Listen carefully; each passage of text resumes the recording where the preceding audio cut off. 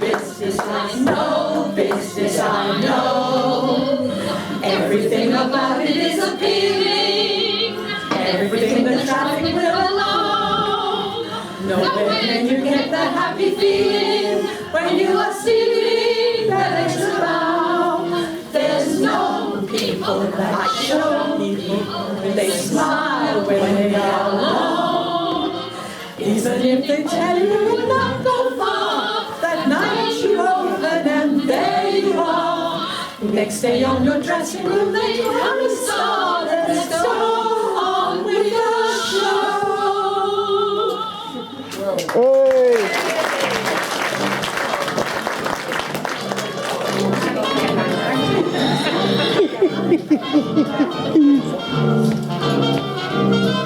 Hello, Bexhill, well hello, Bexhill, it's so nice to have you right where you belong. You're looking swell, Bexhill, I can tell.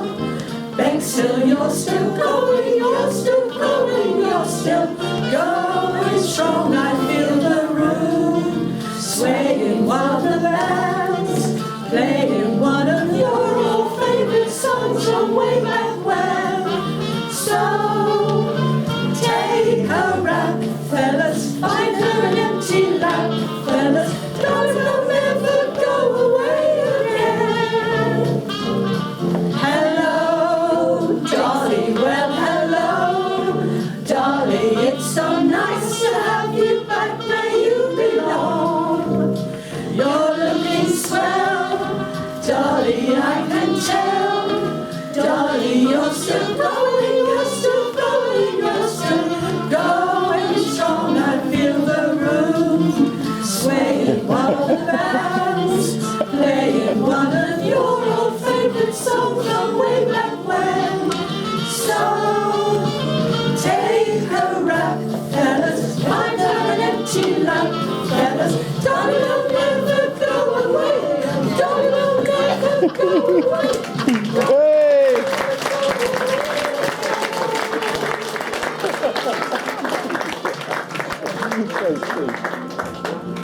Well, hello everyone and welcome. Welcome to Bexhill Senior Citizens Club. Thank you all for coming to see us, and we, the drama group, will attempt to entertain you this afternoon with our variety show.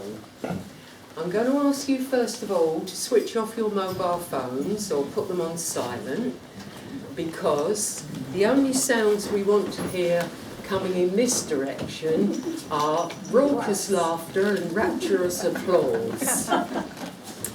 So without further delay, before I forget, a friend of mine sent me this message. She thought it might help me with my opening of the show. So I'll share this with you. An 80-year-old lady was marrying for the 4th time. A newspaper asked if she wouldn't mind talking about her first 3 husbands. She smiled and said, "My first husband was a banker. Then I married a circus ringmaster. Next was a preacher, and now in my 80s, a funeral director." When asked why the 4 men she had married had such diverse careers, she explained, "I married 1 for the money, 2 for the show, 3 to get ready, and 4 to go."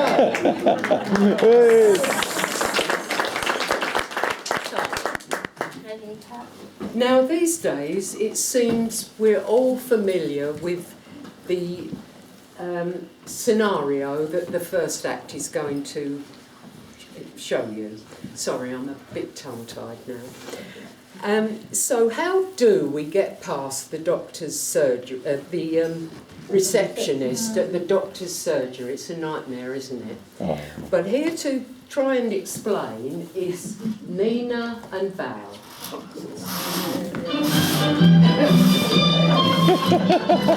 Hey.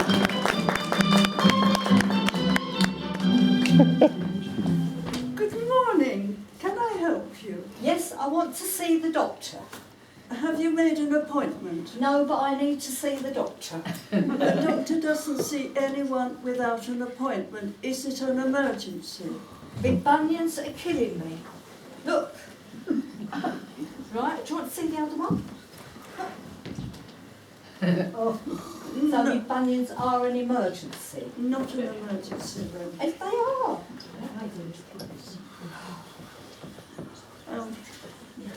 I couldn't phone up yesterday, like you said on the phone. The doctor doesn't see anyone without an appointment, but not an emergency then. I couldn't phone up yesterday because they didn't hurt yesterday. And I had to wait on the bus. And I had to stand all the way. Look, in my slippers. Nobody gives up their seat anymore. I'm sorry, you should have phoned yesterday. No. I phoned yesterday.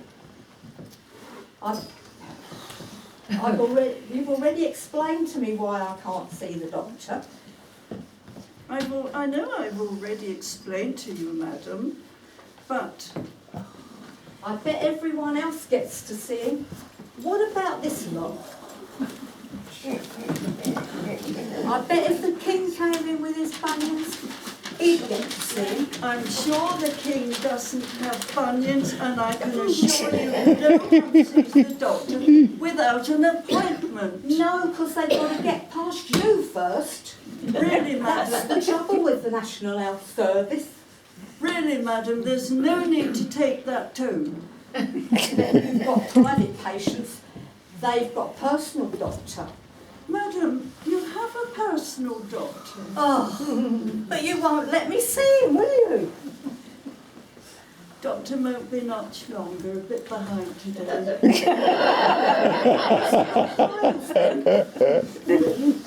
Really, madam? Well, are you going to let me see him or not? You can ring me on Friday morning and I will see if we can put you in next week. Next week? Next week? That's a whole week. My bunions might be better by next week. I'm dead. Well, in that case, you won't need to make an appointment.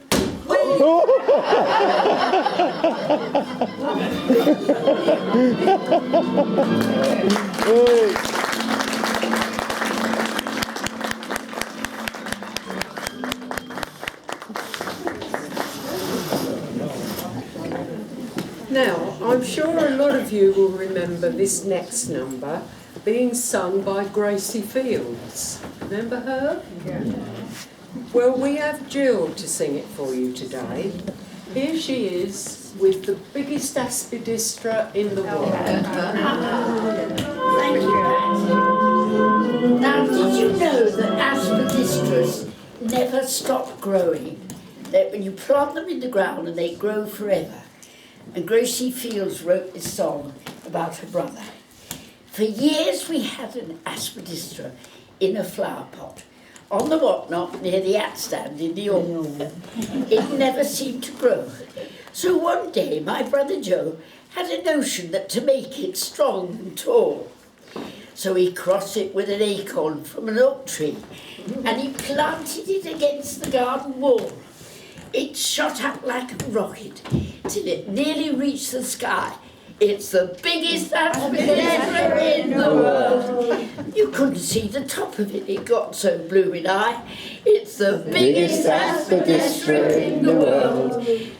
When Father's had his thingful at his pub, the bunch of grapes, he doesn't go all fighting mad and getting into scrapes. No, you'll find him in a bearskin, playing Tarzan of the Apes up the biggest aspidistra in the world. The Pussycats and their sisters love to have an evening out up the biggest aspidistra in the world. They all start moaning when the buds begin to sprout up the biggest aspidistra in the world. The dogs all come from miles around, a lovely sight to see. They sniff the ground and wag their tails in glee. So I had to put a notion up to say, it's not a tree up the biggest aspidistra in the world. Now, it's getting old and weary, and its leaves are turning grey. It's the oldest aspidistra in the world, so we water it with half a pint of Guinness every day. It's the stoutest aspidistra in the world. It's the stoutest aspidistra in the world. The Borough Council told us that we had to cut it down. Oh. It interferes with aeroplanes that fly above the town. So we sold it to a woodyard for a lousy £0.50. It's the biggest aspidistra in the world. Oh yes, it's the biggest aspidistra in the world. Oh, it's a shame they had to cut it down.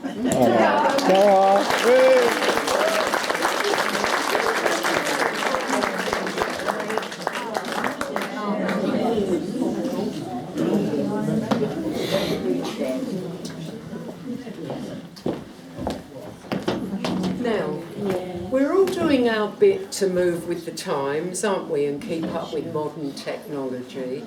But if you're anything like me, it's very confusing, isn't it? Our next performer is Brenda B. We've got two Brendas, you see, and who's going to recite a rather meaningful poem by Rick Cotton. Here's Brenda with Smartphone Dumb User.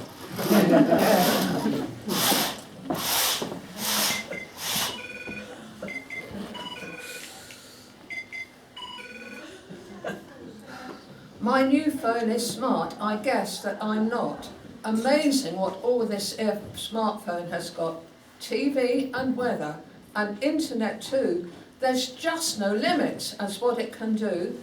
Check my blood pressure and my temperature without even probing all my apertures. I now know the time in Paris or Greece. I can track the migration of thousands of geese. Or find Chinese food. It's here on this map. Oops, my finger just slipped. Now where was that at? A camera. A camera. Now I can take shots of everyone I know who'd rather I not. Push this here button and take me a selfie. If it had a nose, would you call it a smellfie? Push this here button. A compass to guide me home if I'm lost. Thank God work paid for this thing. What it costs. The things that it does would amaze Mr. Bell. What he would have thought of it, no one can tell. But one question still stuck in my middle-aged craw. Despite all the gizmos that thrill me with awe, they're fun and they're useful and techie and all. But how do I simply just make that phone call?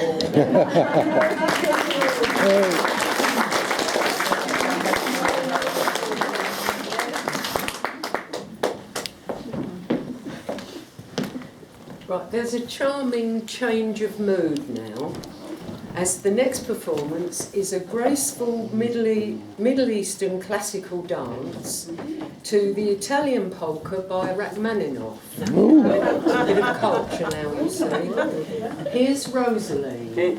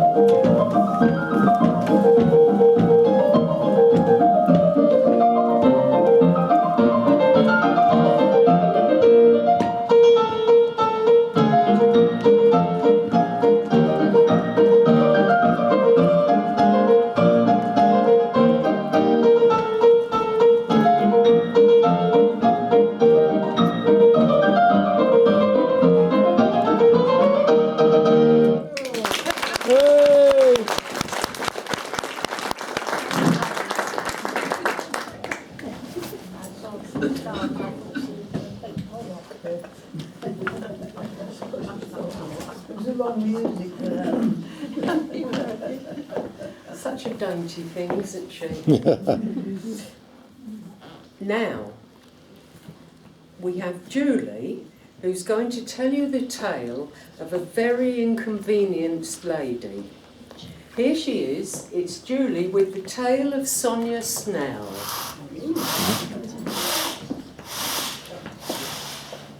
This is the tale of Sonia Snell, to whom an accident befell. An accident to which may well seem embarrassing in the extreme. It happened, as it does to many, that Sonia went to spend a penny, and entered in with modest grace the properly appointed place provided at the railway station. And there she sat in meditation, but with this knowledge unacquainted, the woodwork had been newly painted. Soon Sonia came to realise her inability to rise, and though she struggled, pulled and yelled, she found that she was firmly held. And so she raised a mournful shout, "Please someone come and help me out." Her cries for help quite quickly brought a crowd of every size and sort, who stood around and feebly giggled, and all they said was, "I'll be jiggered." The station master and his staff were more polite and did not laugh. "Cor blimey," croaked an ancient porter, "we'll have to soak it off with water." They pulled at Sonia's hands and feet, but could not get her off the seat. A carpenter arrived at last, and finding Sonia still stuck fast, remarked, "I know what I can do," and pumped sawed the seat right through. Sonia arose only to find a wooden halo on behind. The ambulance came down the street and tore her off, complete with seat, taking the wooden buttered girl quickly off to the hospital.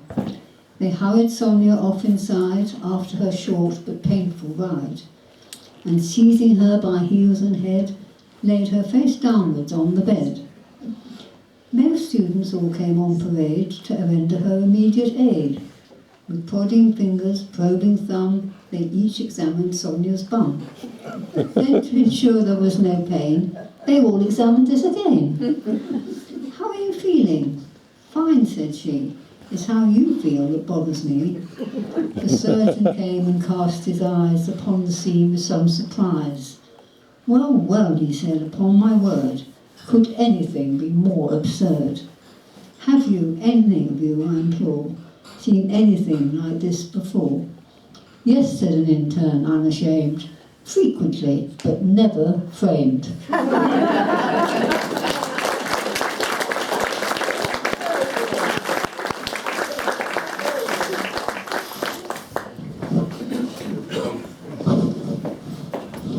Now it's my great pleasure to introduce a lovely lady to sing a beautiful song made famous by Patsy Cline. Here's Rona to sing Crazy.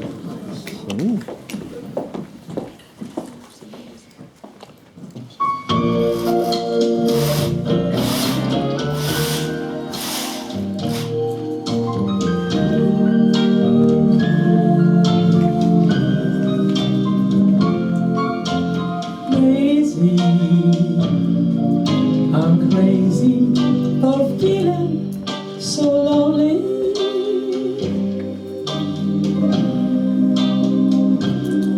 I'm crazy, crazy for feeling so blue.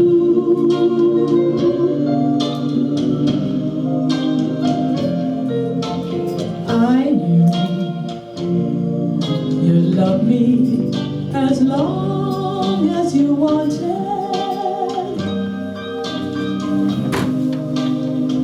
And then someday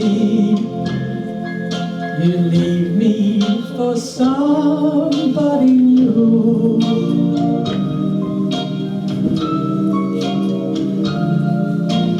Worry, why do I let myself worry?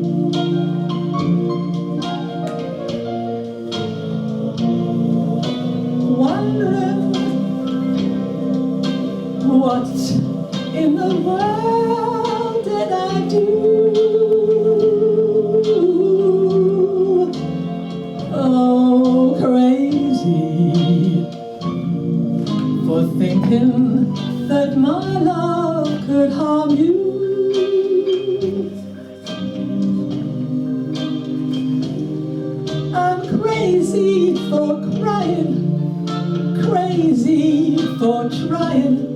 and I'm crazy for loving you.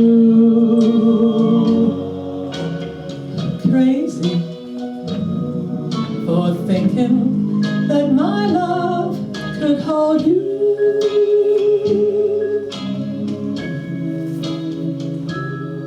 I'm crazy for trying, crazy for crying, and I'm crazy for loving you.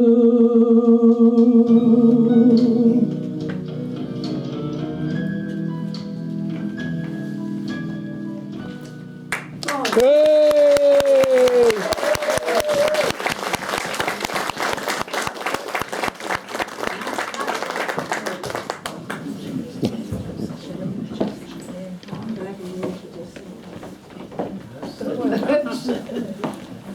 I really haven't got time to talk to you now, I'm afraid. I'm meeting my friend in the snug of the pub, so I'll see you later.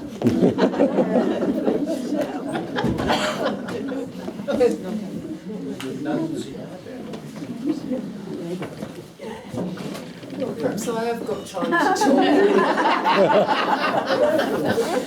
Oh dear. Never mind, eh? Well, are you all ready for Christmas? No. Presents bought and wrapped, and Christmas cards written and posted, and party clothes all ready? Oh, that reminds me.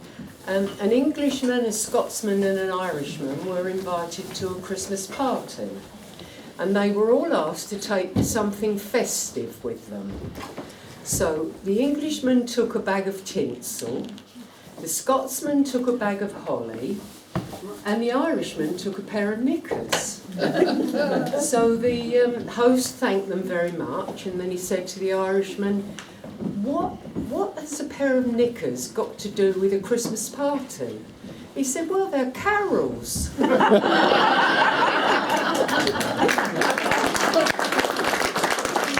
Thank you.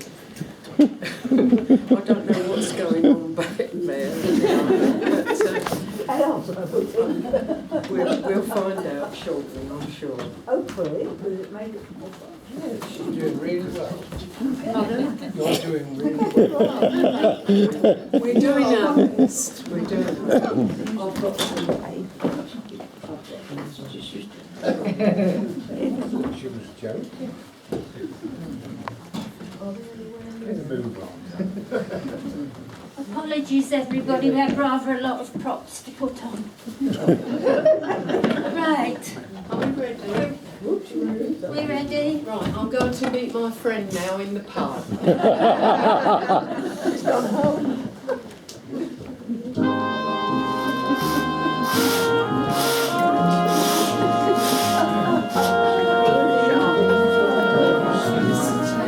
I've had such a rush. Have you? There's a bit of a rowdy lot out there I today, know, you know. no quiet anywhere, is No. there? No. She's really drinking. Anyway, Anyway, take this on. oh, Oh dear. I forgot to take my curlers out. Oh dear. Oh, Never mind. no. Well, I was reading the paper on the bus on the way here.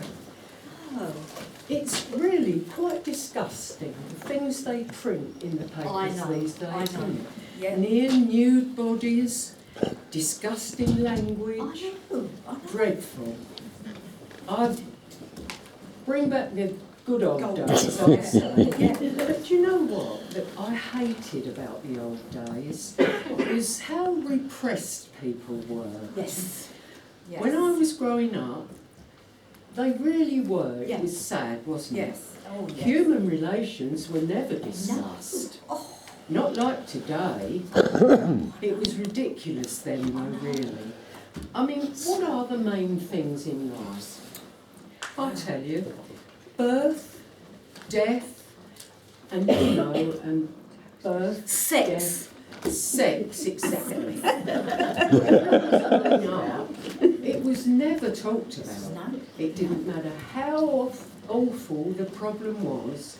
If it was, anything to do with Sexual relations. It was a no-no. No. Not mentioned. They ran a mile. I know. Even when I got married, my mother never told me anything. No. She just said, now you're going to have to confront your husband's requirements. That's right. But there was no advice. She was so embarrassed. She said, you may find your husband will want you to perform In the village hall. in the village hall for the pantomime, yes. But aside from that, even when she was helping me into my wedding dress, what she said was, well dear, all I can tell you is just to grasp the nettle. The nettle, yes. They were terrified to say the words. When I walked down the aisle that day, I had no idea what was going to Ensue. yes. And after it had ensued, whether it had been the norm. Your husband, Norm?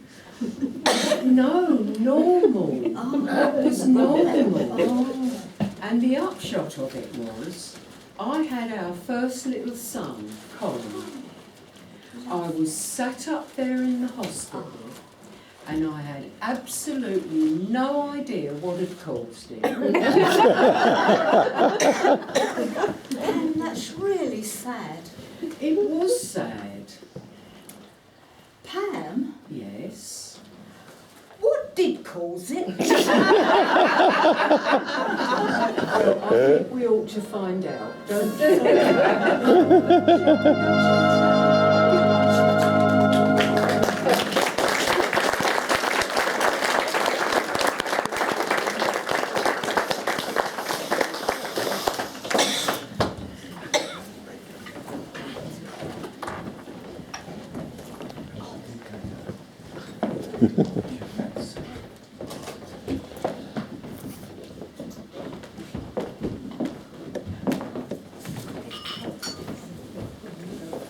Our next artist is Jessica. Now, she told me that a long time ago she went on a family holiday to Butlins and she entered a competition to find the worst singer of the week. And she sang the song that she's going to sing for you today. She won the competition and was presented with a plaque, which she still treasures. Anyway, here she is to sing that same song, heckled by Brenda E. It's Jessica with My Old Man's a Dustman.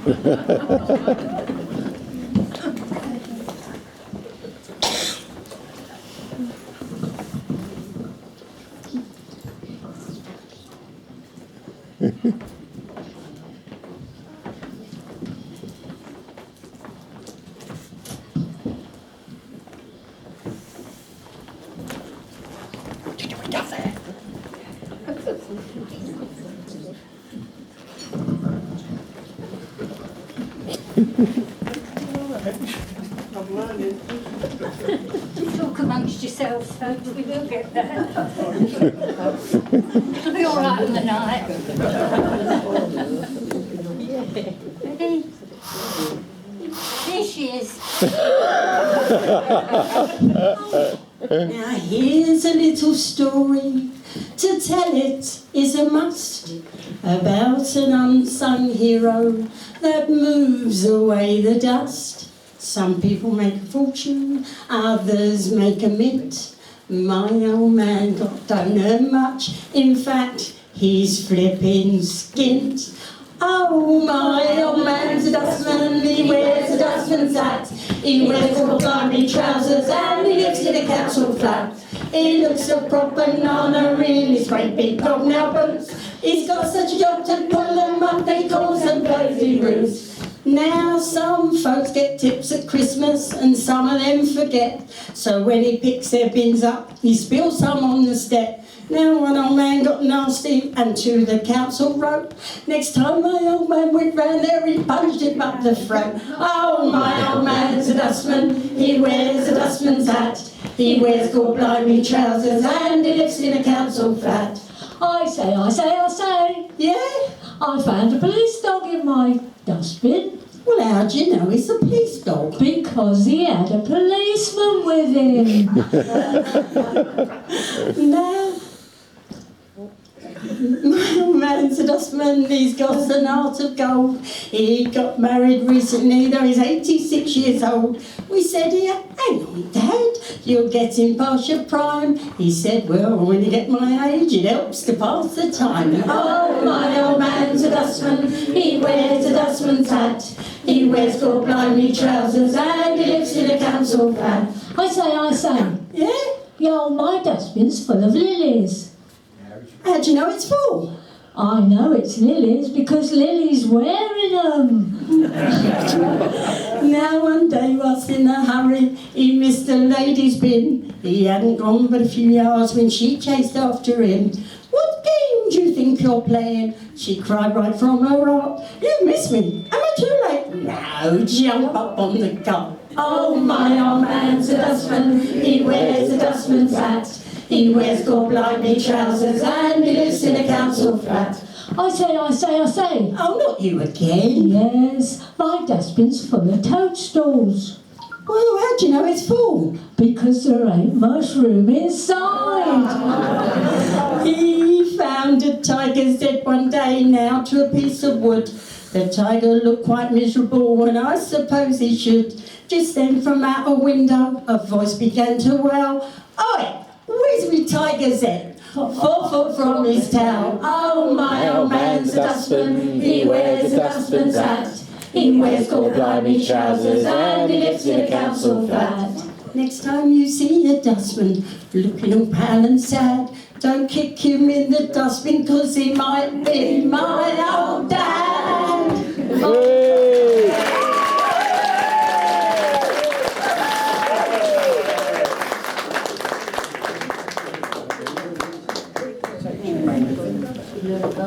Well, did she deserve that clap? Yes. No! Well done anyway. Now, I've been down memory lane quite a lot. I think we all have, especially in lock-up, or was it lockdown?